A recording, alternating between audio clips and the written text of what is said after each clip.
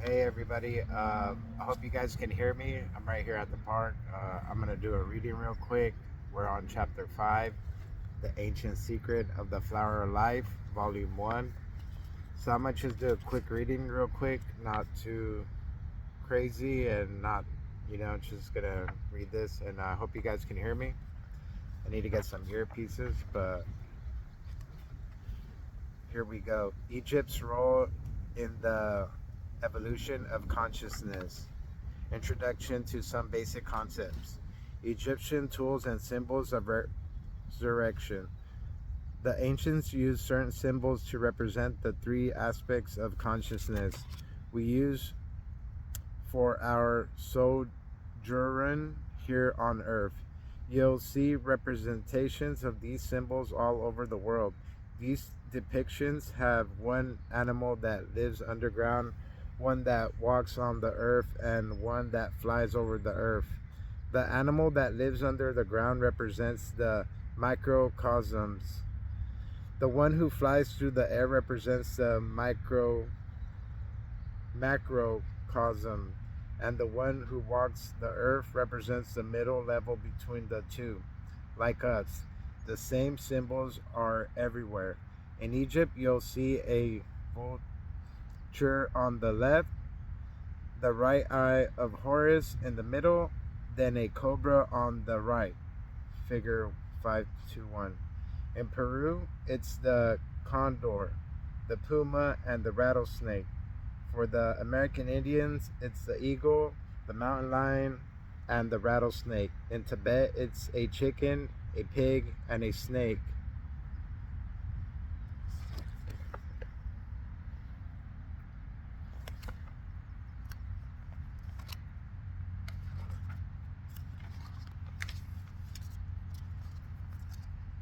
Oh, here it is. Right. You guys see? This photo shows the tools and symbols of resurrection the Egyptians used. The object at point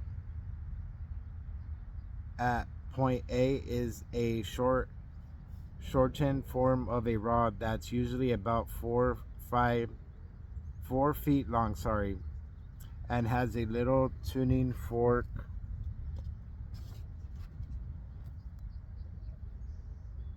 on one end and a 45-degree angle. Sorry, let me stop real quick. Let me drink this coffee. I'm sorry. Let me start over, guys. Edit it. 1, 2, 3, go. This photo shows the tools and symbols of resurrection the Egyptians used. The object at point A is a shortened form of a rod that's usually about 4 feet long and has a little tuning fork on one end and a 45-degree angle on the other end. This was used at the back of the head to transfer vibrations into the body. Along with that, they used the hook and the flail, which we'll see in just a moment. Arrow B points to the oval, which is usually a red-orange color that you see over the initiates' heads. This was the symbol for the metamorphosis that happens when we go through resurrection or ascension, when we literally change the shape and chemistry of our body. Arrow C shows a power generator they sometimes use to increase the vibrations. Unfortunately, Thoth left before I could fully understand the use of this object. Arrow D indicates the Ankh, which I understand more and I'll give you my understanding. It's the most important tool of understanding they possess.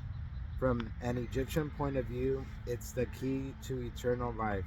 Arrow E points to a triangle within a triangle, which is the Egyptian hieroglyph for the star series, the symbol for Series A and Series B. Point F is just a name called a Kortochi.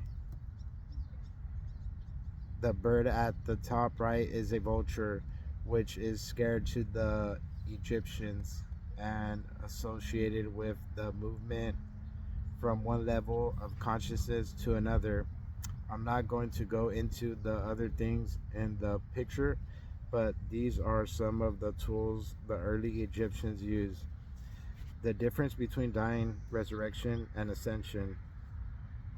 These geometric images come from the Old Kingdom. The little flower of life patterns are associated with that Hirit. The pyramid that I believe destroys the Saqqara theory, figure 5 to 4, is a picture of Osiris on the left.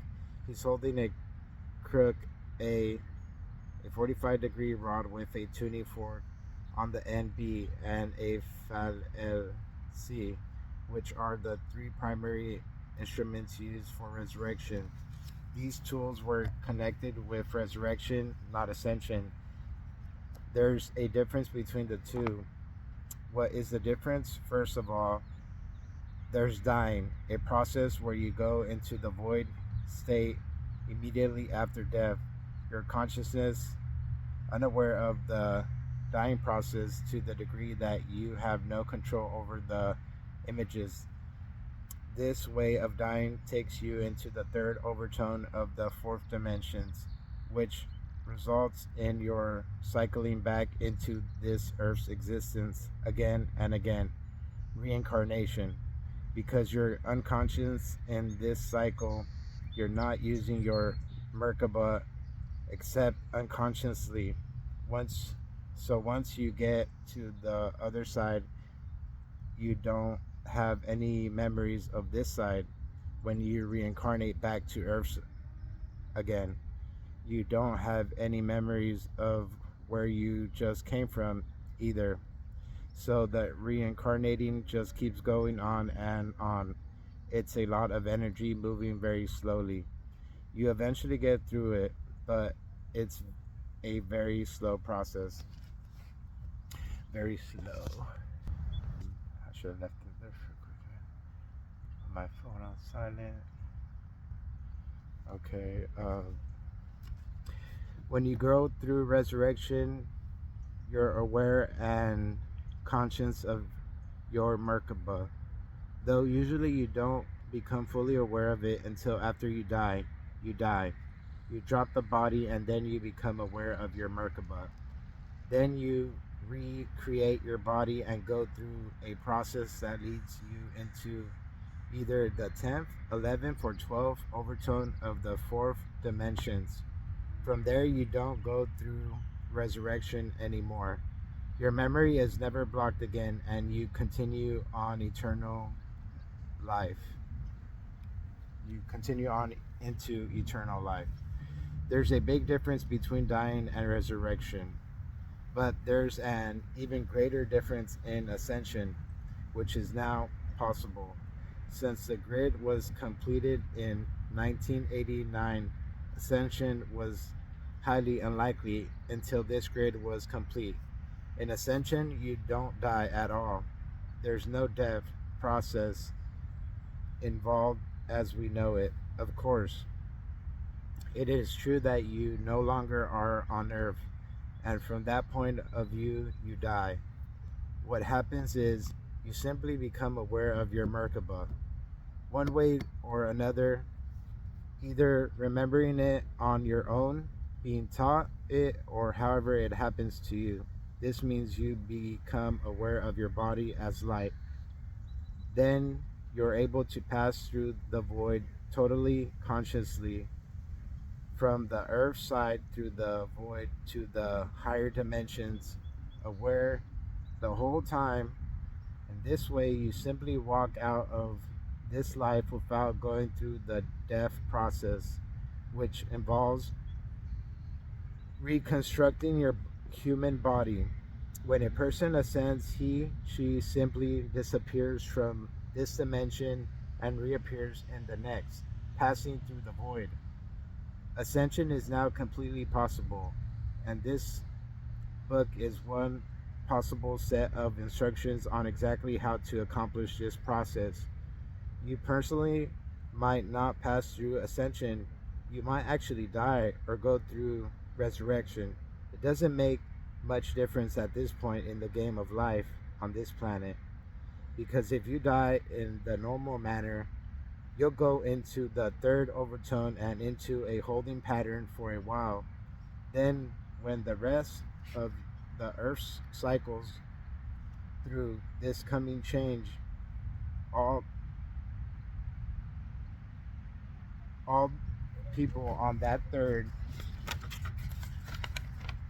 overtone uh, will always rise to the same dimensional level as those who resurrected or ascended. Even the Bible refers to this, saying that at this time the dead will rise. There is no such thing as death, there are just states of being. It's a little like water, which can be liquid, solid, ice, or gas, fog, but it is still water. Right now, very few human reincarnations are occurring on Earth, except under certain conditions. This is probably your last life, folks. This is it. Of course, there are exceptions to almost all rules, so there may be a few on this earth who have decided to reincarnate. Time is running out. If we make it to the end of this century, I'll be amazed. I seriously doubt if the third dimension will still be available for human life by that time. Only God knows for certain where all the people where are the people coming from who are being born on earth today? Not from here. I'll explain when I talk about the new children. When the sun rose in the west, as Egypt began to evolve, it developed into two countries, Upper Egypt and Lower Egypt. Upper Egypt was south and Lower Egypt was north. Egyptians named Upper and Lower Egypt in this sort of reverse way of thinking because in their early life as a country during Atlantis, the earth was rotating in the opposite direction and the magnetic poles were reversed. Our present north was then south and vice versa. Not only did the poles shift their position after Atlantis, but the earth actually rotated in the opposite direction. Thoth said that he's gone through five pole shifts. He's seen the sun rise in the east, and he's seen it rise in the west, then in the east, the west, and again the east, five times. On the ceiling of the temple at Dendera, which the heart chakra of the male aspect of the Christ grid is an astrological zodiac that demonstrates this reverse polarity. The zodiac rotates in the opposite direction as if the sun rose in the west instead of the east. The river Nile flows from south to north, whereas almost all the other rivers in the world flow from north to south. This indicates to me that the Egyptians held onto the older energy flow even in the earth. We are the creators of our universe. People involved in Sufism may remember Sufi Sam, also known as Murshid Sam Lewis. He was buried in the early 70s, I believe, at the Lama Foundation in New Mexico. There's a plaque over his grave that reads, "On that day the sun will rise in the west, and all men seeing will believe." He was referring to the time that's coming when the pole shift. This next time there will be a reversal of the Earth's rotation. Thus, the way we move relation to the sun.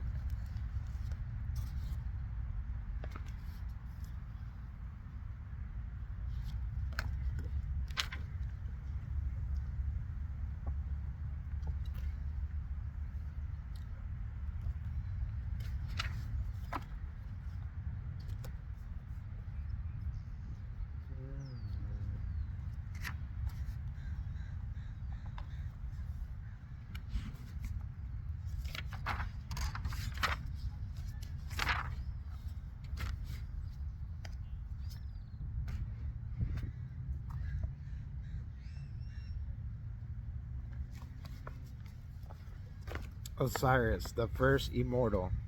Prior to Egypt, during Atlantis, existed the Nakal Mystery School headed by A and Tia and 1,000 members from Lemuria. It was created. It was located on the island of Undal, north of the mainland. They were trying to teach the Atlanteans how to become immortal. The only thing is, either they weren't very good teachers then, or the people just couldn't get it, because it took 20 to 30,000 years before one person finally achieved the immortal state of being. The first person to make it was Osiris, who was not Egyptian but Atlantean. The story of Osiris didn't happen in Egypt, even though it talks about the Nile, but in Atlantis, though most of you know this story, I'll tell it anyway in a condensed form. There were two brothers and two sisters from the same family. Their names were Isis, Osiris, Nefertiti, or Niphas, and Set. Isis married Osiris, and Nefertiti married Set. And the point where this story begins, Set killed Osiris. He put Osiris' body in a box and floated it down the Nile, though it was really another river in Atlantis. This killing disturbed Isis, and she and her sister, Set's wife, went out to look for Osiris. They found his body and brought it back, intending to bring Osiris back to life. When Set found out, he cut Osiris' body into 14 pieces and spread them all over the world so that his sister could not bring him back to life. Isis and Nefertiti, Nefets, I hope I'm saying that right, then went out looking for these pieces to put him back together. They found 13 of the 14 and assembled the pieces, but they never found the phallus, the 14th piece. It was Thoth, who was in Atlantis as well as Egypt, who through magic restored the 14th piece. This restored the creative energy flow, brought Osiris back to life, and in addition, gave him immortality. From the Egyptian point of view, it was through sexual energy that immortality was reached. Remember, it was through sexual energy tantra that immortality took root in Lemuria. I'm going to leave the last element of this story until another appropriate moment, but because a certain understanding needs to come first. But notice that Osiris was first alive, walking around in a body in the first level of consciousness. Then he was killed and his body was cut into pieces. He was separated from himself. This was consciousness level 2, or level 2, our level. Then his pieces were brought back together and he was made whole again, which put him into the third level of consciousness, which is immortality. He went through the three levels of consciousness. The first one was whole, the second one was separated from itself, and in the third level of components were brought back together. In the third level, of all the components were brought back together. This made him whole again and also made him immortal. He would no longer die. When Osiris finally got through all this, he came back as an immortal being, the first resurrected master of Atlantis.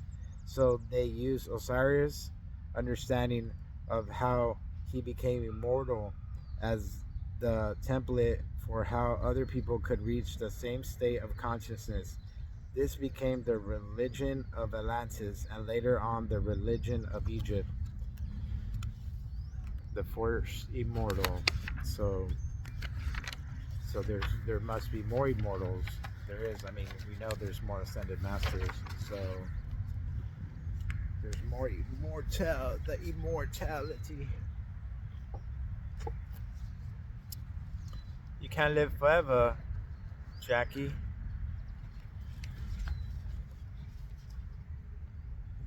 The transpersonal holographic memory. Okay, let me rewind. The transpersonal holographic memory of the first level of consciousness.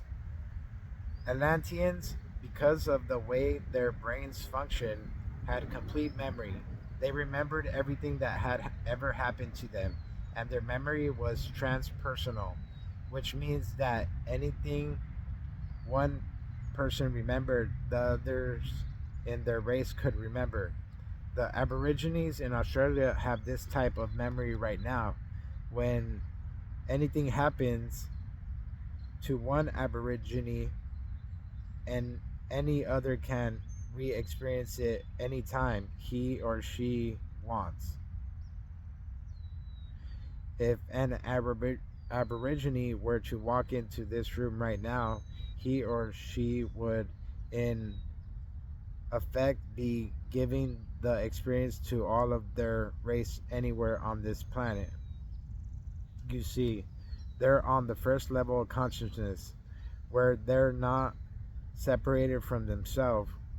We're on the second level and are very separated from ourselves. Like the Atlanteans, Aborigines don't have memory like our vague kind of recollection. They have full tilt 3D holographic memory. They could reconstruct this room moment by moment through the entire workshop, and all the rest of them could walk around in here and look at it. They could walk up to your table and look into your eyes. It wouldn't be real time. It's what they call dream time. Like in a dream, but it's an absolute replica of reality. Their memory is perfect. They don't have any mistakes or flaws. Obviously, in that kind of culture, the Atlanteans had no reason to write anything down. Why try to describe something with words when you've got the real thing? They didn't need it. However, the Martian aspect did need it. The Martian aspect did need it. So they had a written language even after the fall. The Egyptians and others had an amazing ability to remember. At that point, they had lost their holographic and transpersonal memory, but they still had photographic memory. When the mystery school students were doing the complicated kind of training we'll be doing soon, they could do it all in their head with or less efficient memory. We cannot do this in the same way they did. We have to struggle just to remember someone's name. The complexity will increase as we progress, making it difficult to remember from photo to photo, but the ancient ones could do this completely in their head. There is something about doing this in your head that's important. So later, I'm going to show you some illustrations that will assist you to do this yourself. This experience holds a primary key for understanding the nature of creation.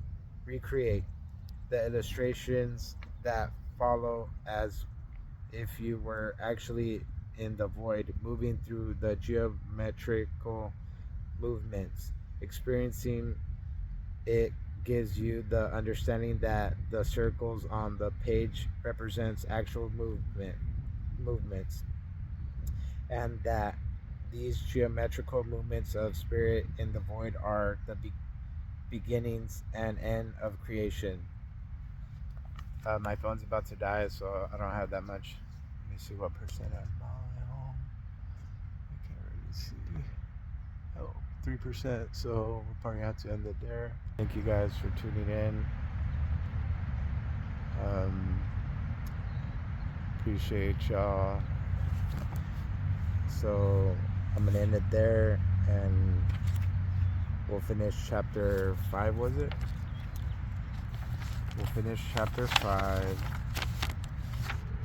whenever we get the chance. So we're gonna end it there. What do you guys think about all this stuff?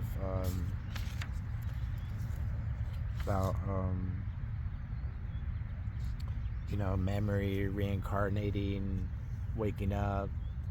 When you guys were born, did you guys have dreams of like things like movies, kind of like you thought there were movies or other people, but it was like now that you're older, you understand that it could have been you?